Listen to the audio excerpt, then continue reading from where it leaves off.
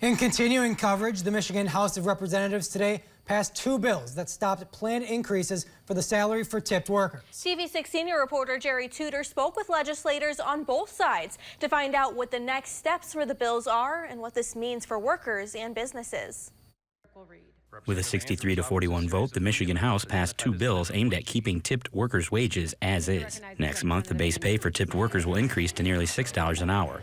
This is a 52% increase from the current base pay of $3.93 an hour. It's because of a ruling last year by the Michigan Supreme Court. It also sets the state's minimum wage to increase to $15 an hour by 2029.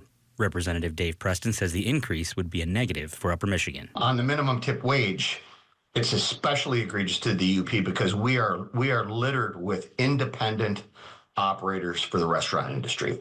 Almost all of our restaurants up there are independent owners.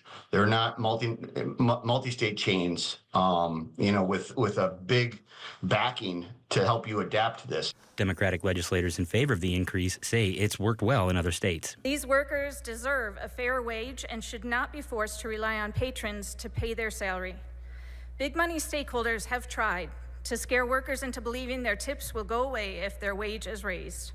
This is simply not true. In California, tipped workers make $16.50 an hour, and they still have the highest tipping rate in the country at 23%.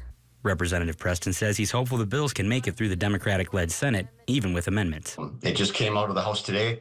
It's going over to the Senate. I'm hoping that we can, it'll probably take a couple of amendments in the Senate side. I'm good with that, just as long as we get it to the governor's desk and get this thing signed and prevent this disaster from happening. 6 Democratic legislators also voted to pass both bills. Jerry Tudor, TV6 News.